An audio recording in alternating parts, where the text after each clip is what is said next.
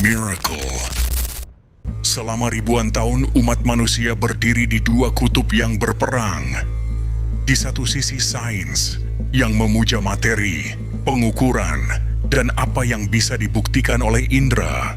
Di sisi lain, agama yang berbicara tentang hal-hal tak kasat mata jiwa, roh, surga, dan entitas ilahi. Mereka bertengkar sengit tentang satu hal, realitas. Tapi, bagaimana jika pertarungan ini hanyalah ilusi? Bagaimana jika sebuah penemuan sains di abad ke-21 justru tidak menghancurkan Tuhan, melainkan memberi kita bahasa baru yang paling universal untuk memahaminya? Hari ini, kita tidak akan membahas dogma. Kita akan membongkar dinding realitas itu sendiri. Kita akan menyelami penemuan fisika kuantum yang mengejutkan, bahwa meja yang Anda sentuh, tubuh yang Anda huni, dan bintang di galaksi, semua adalah ruang kosong.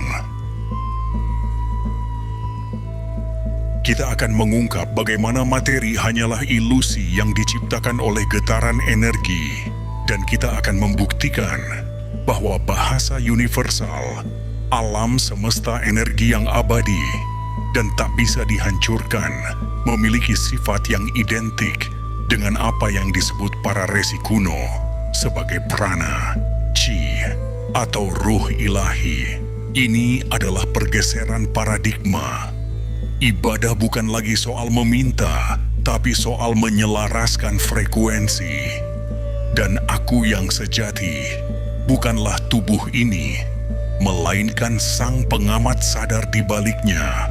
Selamat datang di Sense of Miracle, di mana kita menjembatani yang kuno dan yang futuristik, yang logis dan yang mistis. Jika Anda merasa bahwa sains dan spiritualitas sedang berjalan menuju titik temu yang sama, tekan tombol subscribe dan nyalakan lonceng notifikasi. Tirai realitas akan segera kita singkap. Mari kita mulai dengan fondasi yang telah membangun dunia kita. Selama ratusan tahun kita hidup dalam realitas Newtonian.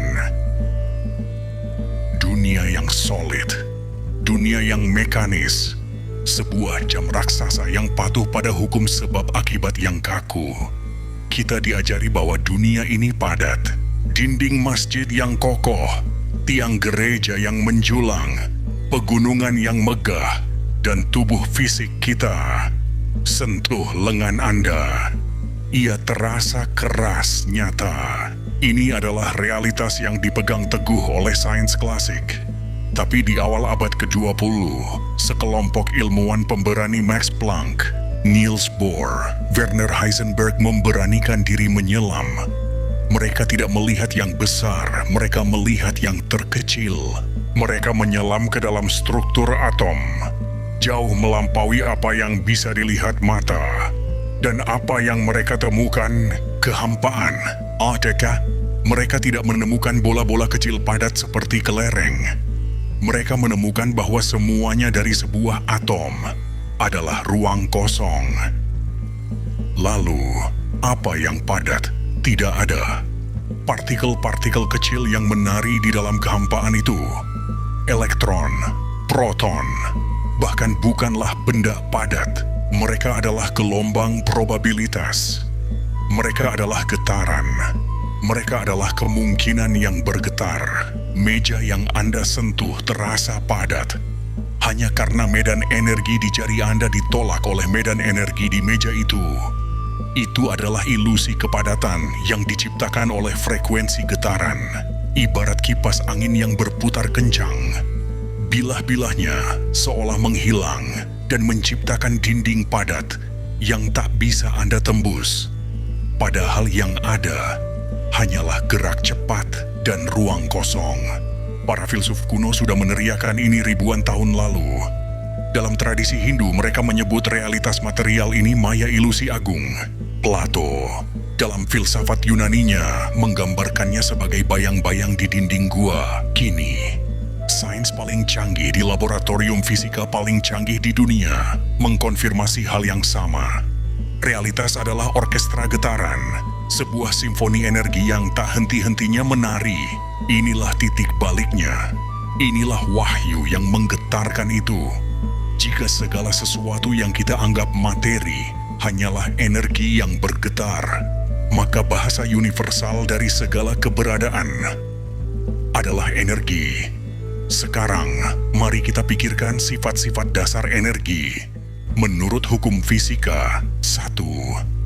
Energi tidak berwujud, namun ia menciptakan semua wujud. Bintang yang menyala, bunga yang mekar, pikiran yang Anda pikirkan saat ini, semua adalah manifestasi energi dalam berbagai bentuk.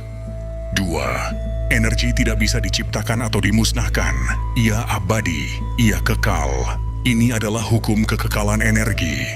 Pilar utama fisika, energi hanya bisa berubah bentuk. Potensial menjadi kinetik, dari panas menjadi cahaya.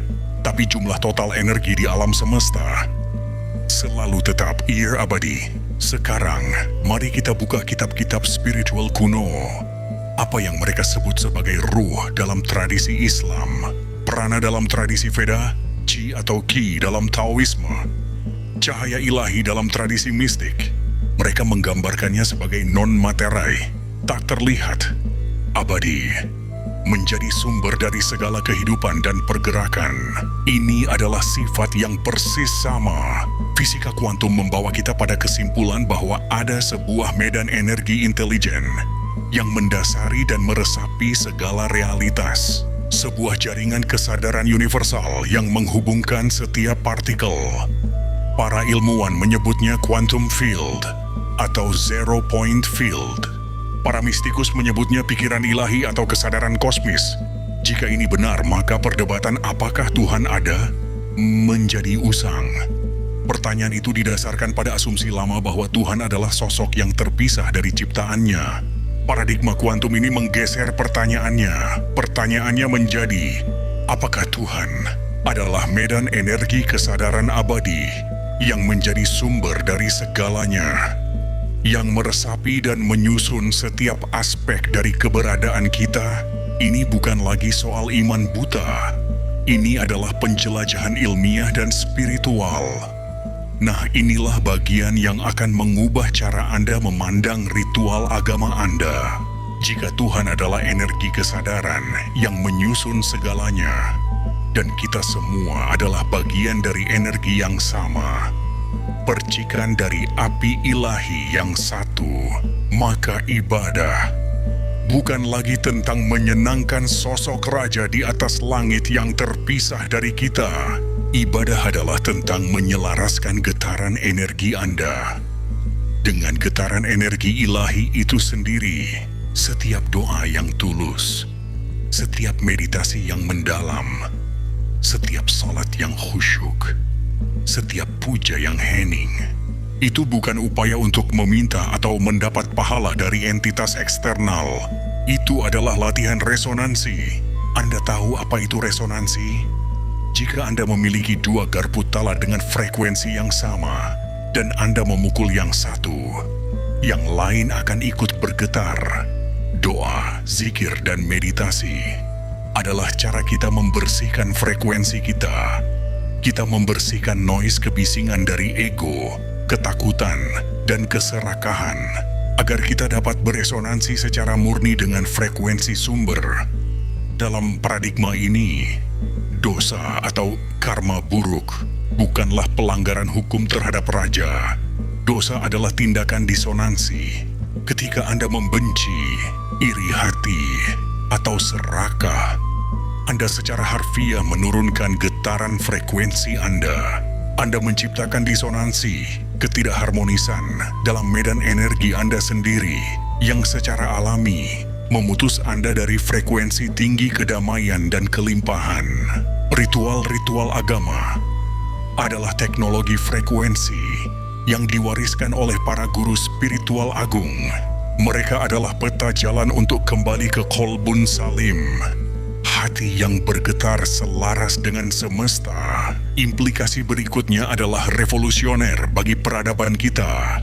Jika kita semua terbuat dari energi yang sama, Jika di inti terdalam kita adalah manifestasi dari satu kesadaran ilahi yang sama, maka memisahkan diri berdasarkan label adalah sebuah ilusi tragis. Muslim, Kristen, Hindu, Buddha, Yahudi, ateis, itu semua adalah seperti sepotong gelombang di laut yang membenci gelombang di sebelahnya. Karena bentuknya sedikit berbeda, atau karena diberi nama yang berbeda. Padahal, semua gelombang adalah laut. Semua manusia adalah energi ilahi dalam wujud yang berbeda. Fokus agamamu bergeser dari ritual eksternal yang kaku menuju transformasi internal yang fundamental. Dari rasa takut akan hukuman menuju rasa satu yang mendalam dengan seluruh alam semesta.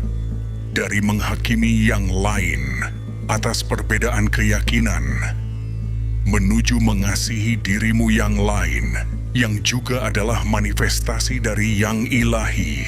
Inilah agama inti. Inilah filosofia perennis, filsafat abadi yang diajarkan oleh setiap nabi dan guru agung, dari Lao Tzu hingga Isa, dari Krishna hingga Muhammad, dari Buddha hingga Rumi. Sains modern tidak membunuh Tuhan. Ia hanya membunuh ide kita yang terbatas tentang Tuhan. Dan ia memberi kita bahasa universal untuk memahami kebenaran inti itu. Ini membawa kita pada pertanyaan terakhir dan terdalam. Di tengah semua ini, siapakah aku? Jika tubuhku hanyalah kumpulan energi yang bergetar, jika pikiranku hanyalah gelombang energi pikiran, emosi, dan memori yang terus berubah, jika namaku, jabatanku, dan ceritaku hanyalah data sementara, maka aku yang sejati bukanlah itu semua. Aku yang sejati adalah sang pengamat sadar di balik semua energi ini. Aku adalah kesadaran murni yang sedang mengalami menjadi manusia. Aku adalah keheningan yang mengamati kebisingan pikiran. Aku adalah layar yang menyaksikan film kehidupan. Dalam Islam, inilah konsep ruh yang ditiupkan langsung oleh Allah ke dalam jasad, sebuah percikan ilahi. Dalam Kristen, ini adalah spark of divine, atau fakta bahwa tubuhmu adalah bait Allah. Dalam tradisi Hindu, ini adalah Atman, jiwa individu yang pada hakikatnya adalah Brahman, kesadaran semesta itu sendiri. Kau bukanlah jasad fana ini. Kau bukanlah identitas yang diciptakan oleh masyarakat. Kau adalah percikan eternal dari api kesadaran ilahi itu sendiri. Kau adalah alam semesta yang sedang mengalami dirinya sendiri dalam bentuk manusia. Begitu Anda menyadari kebenaran yang membebaskan ini, seluruh hidup Anda berubah. Batasan yang Anda yakini runtuh. Jadi bagaimana, apakah ini mengubah agamamu? Mungkin tidak. Identitas agamamu mungkin tetap sama. Tapi ini pasti akan mengubah cara Anda memandang agama Anda, cara kamu memandang Tuhanmu. Dan yang paling penting, cara Anda memandang diri Anda sendiri dan sesama. Anda ini bukan tentang meninggalkan tradisi. Ini tentang memahami esensi di balik tradisi.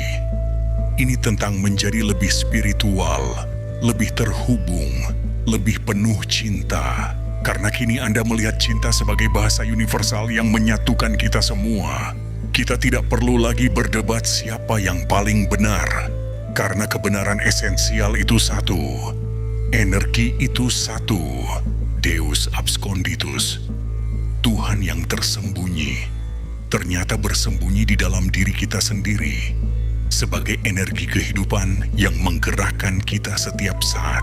Saya tantang Anda malam ini, duduklah dalam hening, bahkan hanya 5 menit.